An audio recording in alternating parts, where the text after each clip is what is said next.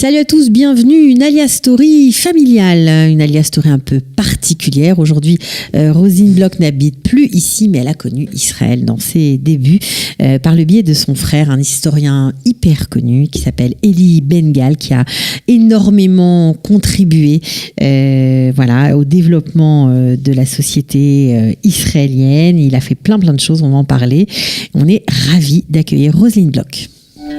Ils ont relevé le défi de l'Alia. Alia Story, c'est vous, c'est nous. Bonjour Roselyne Bloch, bienvenue. Bonjour. On est ravis de vous accueillir. Merci. Voilà, alors vous n'habitez plus en Israël, mais vous connaissez ce pays par cœur. Vous avez fait votre Alia en 1973, mais avant de parler de cette période-là, on va parler de celui qui a fait que vous avez rêvé Israël depuis que vous êtes une toute petite fille. C'est votre frère, Eli Ben-Gal. Voilà. Exactement, qui était d'avant la guerre, et moi je suis née après la guerre. Donc on avait une grande différence, 12 ans de différence d'âge. Très marquée quand même parce que vos parents étaient cachés au Chambon sur Lignon. Oui, après l'arrestation de mon grand-père à Lyon par Barbie, le fameux Barbie. Là ils ont senti le vent qui vraiment devenait très très chaud. Et donc ils sont partis chez les protestants, là-haut, chez les Cévenols plutôt, qui avaient l'esprit de résistance. Et ils ont vécu là-bas avec mes frères jusqu'à la libération. Et votre frère, donc Eli, a été profondément marqué par ce passage. Et pour lui, il était hors de question de vivre en France. Il a très très mal vécu la guerre. Très mal vécu. Il avait un ressentiment contre la traîtrise de Pétain, contre la déportation évidemment de son grand-père et de beaucoup d'autres membres de la famille. Et je pense comme beaucoup de jeunes juifs après-guerre. Il a décidé de partir, mais votre père n'était pas du même avis et il était absolument contre. Absolument contre. Dans les années 50, vous savez, de chez nous, Israël, c'était vraiment loin. Vraiment loin. Et quelque part, nous, les bons juifs français, on n'avait aucune raison de se lever et de partir. Ouais. Voilà, donc il a dit à mon père, je veux partir. Et mon père a dit, les études d'abord. Ouais. Voilà. Alors, qu'est-ce qu'il a fait ? Il l'a écouté ? Il a fait un truc incroyable, mais ça fait drôle de le raconter aujourd'hui. Il a pris son papier et son crayon et il a écrit à Ben Gurion en disant, mon papa ne veut pas... Il a écrit à Ben Gurion. Ouais, Kibbutz Sde Boker. Ça suffisait à l'époque. Ouais. Ben Gurion, voilà. Et donc Ben Gurion... Mais il avait quel âge, votre frère, à cette époque-là ? 15 ans ? Une quinzaine d'années. Ok. Donc, et Ben Gurion lui a répondu ? Oui. Il lui a dit, c'est formidable que tu veuilles venir, mais nous, ici, pour l'instant, en Israël, on n'a pas de diplômés. On manque de diplômés. Donc, fais tes études et tu viendras après. Alors du coup, tout le monde est resté baba et mon frère a fait... il a écouté Ben Gurion, il a écouté son père aussi, voilà pour le coup. Il a fait droit, il a fait de belles études et en 57, il a dit maintenant, c'est bon, je peux y aller. Il n'avait pas lâché son rêve, alors il s'est installé au kibbutz Bar-Am. Voilà, il est parti dans le cadre de la Shomer Hatzaïr, donc ils sont venus un Garin, c'était un grand Garin de Français et ils sont venus au kibbutz Bar-Am et encore aujourd'hui...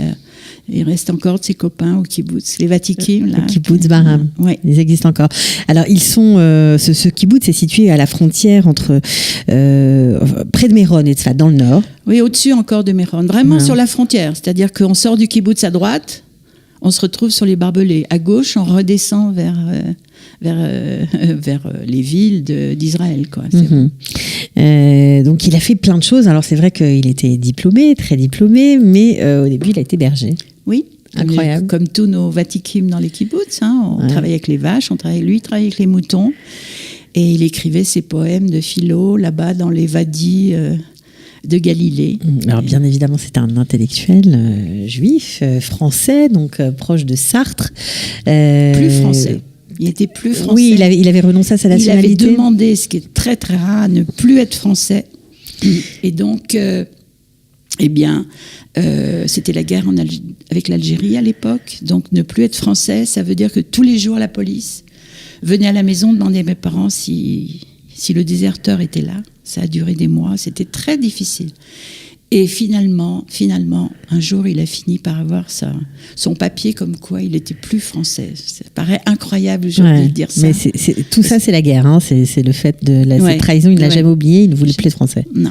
C'est incroyable. Bon, alors, il a quand même été nourri aux grandes écoles françaises, donc forcément. Et puis, il a, en 1960, été très proche de Sartre, parce qu'il les a accompagnés, Sartre et Beauvoir, qui étaient venus en Israël. Voilà. Entre autres, il a été le guide, on va dire, de Sartre et de sa délégation. Il n'était pas tout seul, ils étaient tout un bien groupe sûr, bien sûr. Je sais pas si même. Je me demande s'il n'y avait pas celui qui a fait Shoah. Là, Claude Lanzmann. Voilà. Je me demande s'il n'était pas aussi avec. Et bref, Élie a été leur guide. Et de là, il y a eu vraiment une connivence entre eux. Et Élie les a baladés partout, les a amenés voir les grandes personnalités d'Israël. Et de là, il avait un nom aussi, du coup, dans la communauté de France aussi. Et quand plus tard, il a été envoyé comme chaliar du MAPAM en France et en Belgique. Alors là, il s'est installé avec sa petite famille, sa femme. Là, on était dans les années, on va dire 60, en plein mai 68. Voilà, juste après. Il est venu passer quelques années en Europe. Et donc, de là est né son livre qui s'appelait Mardi chez Sartre, puisque tous les mardis, il se retrouvait au restaurant et il refaisait le monde, bien sûr.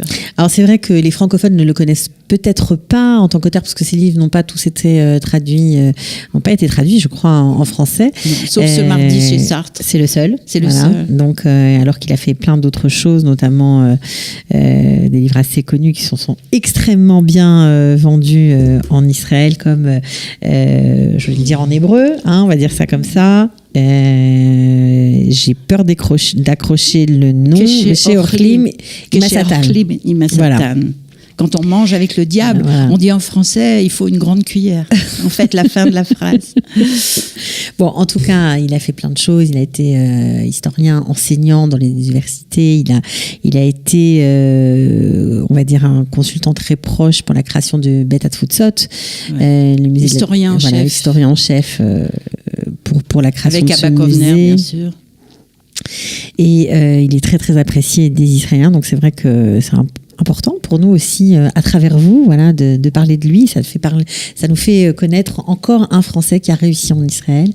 Il s'est beaucoup occupé aussi de l'Aliyah des Éthiopiens, je crois. Il était très, très actif. Il voulait même créer un conservatoire de mémoire. Du patrimoine, oui, des Juifs éthiopiens. Et puis il s'était un peu pris la tête avec les autorités de Jérusalem. Ils n'ont pas trouvé d'endroit. Et finalement, ça ne s'est pas fait. Mais peut-être que ça s'est fait après. Ça, je ne le sais pas. Mais ça, il voulait le faire. Et en tout cas, il a beaucoup travaillé aussi à Beth Gabriel, là-bas, l'université Van Leer, au bord du lac de Tibériade. Il donnait aussi des cours. Il a fait des entretiens avec Yeshayahu Leibovitch, donc très actif. Il faisait plein de choses. Plein de choses. Et il partait de son kibbutz à 4h du matin et il revenait à son kibbutz le soir avec une conférence à Beersheva et un colloque à Jérusalem et des cours à Tel Aviv. Une vie de fou, je pense que c'est ça aussi qui a un petit peu touché sa santé, quoi. Ouais. Voilà. Alors vous, en 73, vous êtes bien sûr proche de lui. Vous décidez de faire votre Aliyah et de commencer votre doctorat en histoire de l'art. Je l'avais commencé déjà à Paris. De poursuivre ici. Poursuivre ici. Après. À l'université de Jérusalem. Voilà. Après mon premier job à Paris, où je dirigeais à Paris, les gens qui habitent dans le coin s'en souviennent, le centre de documentation sur Israël et le Moyen-Orient. Sur les grands boulevards. C'était sur les grands boulevards, centre communautaire, et il y avait beaucoup de gens qui venaient chercher des articles, des journalistes, etc. Et donc, en 73, j'ai dit... Vous pensiez vous installer ici, vivre ici ? Je pensais m'installer ici, et donc je suis arrivée en 73, la fleur au fusil en mois de juillet. Et c'est voilà, de le dire, puisque en octobre, la guerre de Kippour. Voilà, je suis à Givatram, dans ma chambre d'étudiante. Les sirènes retentissent, les deux japonaises dans la pièce à côté viennent en me tapant la porte. Qu'est-ce qui se passe ? Et moi, j'avais juste quelqu'un qui venait de me dire c'est la guerre. Donc j'ai traduit c'est la guerre. Elles ont pris leurs valises, elles sont parties à Loud. Et moi, je suis donc restée là à Jérusalem. Tous les profs étaient évidemment Il n'y avait plus rien, quoi. Il n'y avait plus de cours. Il n'y avait plus de cours. Donc, avec quelques amis, on a dit, on rejoint nos copains qui sont déjà à Kibbutz Yeriam.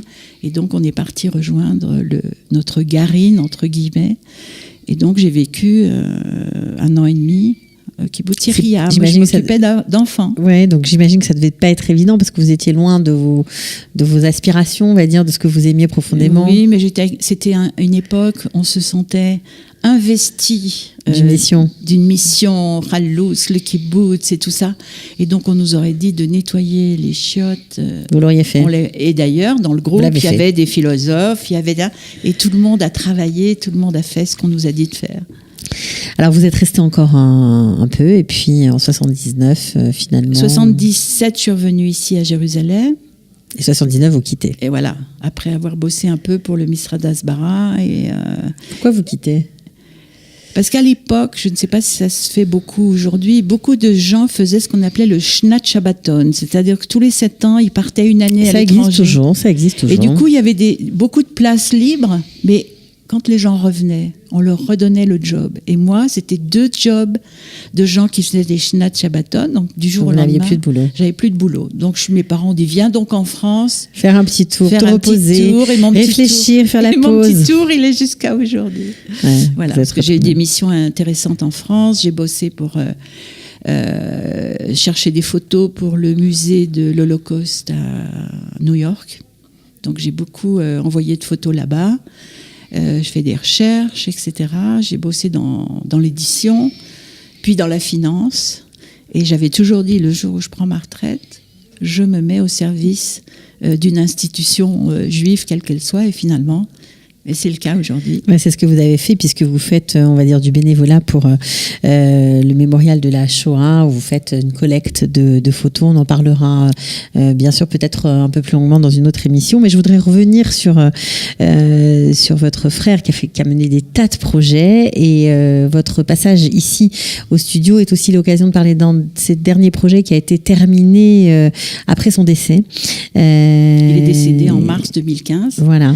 Et il y a 1 an et demi, on a inauguré au Bet Hatfutzot. Je trouve que c'est important, vous tous qui nous écoutez, que vous soyez à Paris, à Toulouse ou à Tel Aviv, vous allez sur le site du Bet Hatfutzot et vous verrez qu'il y a une entrée qui s'appelle... le musée de la diaspora, pour ceux qui ne connaissent pas. Voilà. Ouais. Il y a une entrée qui s'appelle les databases du Bet Hatfutzot, du musée de la diaspora. Vous cliquez dessus et vous verrez les prix Nobel juifs. En hébreu, on appelle ça les Anshe Segula. Et donc, il a travaillé grâce à une donation de monsieur Bustin-Blanchet. Marcel Bustin-Blanchet, oui. Voilà. Et grâce à cette donation, leur idée, c'était juste de montrer la contribution des Juifs au développement de l'humanité. Et donc, on a trouvé... Ils ont fait une base de données énorme de tous les prix Nobel juifs avec toute leur histoire. Avec toute leur histoire, dans plusieurs langues. On peut aller, quand on ne parle pas ni hébreu ni anglais, on peut aller, on clique dessus et on peut avoir l'histoire de tel prix Nobel de chimie qui a fini ses jours aux États-Unis ou en Amérique du Sud. Et leur passé, leur famille. Voilà, ils sont venus de Minsk, en Pologne, ils ont fait ceci, ils ont fait cela, voilà ce qui s'est passé pendant la Shoah. Donc, c'est une base de données extraordinaire. Et elle est pour vous tous. Donc c'était important pour vous d'en parler aujourd'hui, pour nous aussi d'ailleurs. Donc si vous avez toujours été passionné par les prix Nobel, savoir d'où ils viennent, comment ils ont réussi, il suffit de se connecter sur le site et de cliquer sur Anshe Segula en 3 langues. Donc vraiment c'est une contribution extraordinaire, vraiment très très passionnante. Alors c'est pas la seule raison de votre présence ici. Vous avez aussi, à titre personnel, légué, en tout cas, la bibliothèque de votre frère. Voilà, mais ses fils et moi, toute la famille. Il avait une très très belle, comme un historien, il avait trouvé des bouquins un peu partout dans le monde, etc. Et on a cherché un endroit où ça pourrait être mis à disposition de la jeune génération et des autres. Alors c'était des livres dans toutes les disciplines. Alors beaucoup d'hébreu, beaucoup d'anglais, beaucoup de français. C'était évidemment le judaïsme, l'histoire. Il y a des livres rares dedans. Il y a des livres rares, des livres qu'il a trouvés sur des marchés à Paris, je ne sais pas où, etc. Il était collectionneur ? Non, il était historien d'abord. Il fallait que c'est une signification. Une signification, voilà. Et donc on a trouvé un endroit merveilleux. merveilleux. Je ne sais pas s'il y a certains d'entre vous qui habitent près de Tibériade. Sûrement, il y a des gens qui sont dans le Nord. C'est une occasion d'aller visiter la bibliothèque, je crois, de votre frère. Mais c'est une partie, en fait, d'une grosse bibliothèque, la bibliothèque de la ville de Tibériade, et aussi qui sert de bibliothèque à la Mirlala de Tibériade. Exactement. Donc, on trouve tout là-bas. On trouve tout là-bas. D'abord, elle est belle, elle est magnifique. C'est une bibliothèque ultra moderne en escalier qui descend vers le lac.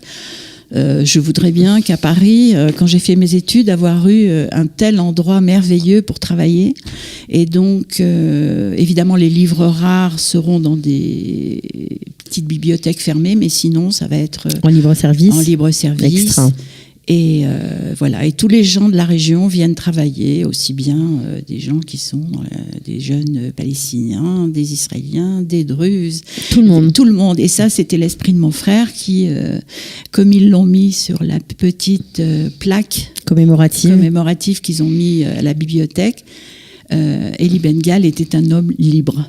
Il n'était pas embrigadé dans quoi que ce soit. Bon, en tout cas, on était ravis de vous accueillir, de pouvoir parler de votre parcours à vous, puis aussi celui de votre frère. Voilà, ça vous tenait à cœur. Nous aussi, ça nous fait plaisir de découvrir son histoire. Merci. Mais de rien, avec plaisir. Je suis sûre qu'il y a d'autres gens qui nous regardent, qui nous écoutent, qui seront ravis, voilà, d'aller à la rencontre de ce personnage. Tout à fait. Merci beaucoup. On vous souhaite un bon retour à Paris. Merci. Mais de rien. À bientôt. À bientôt. Ciao. Ils ont relevé le défi de l'Alia. Alia Story, c'est vous, c'est nous.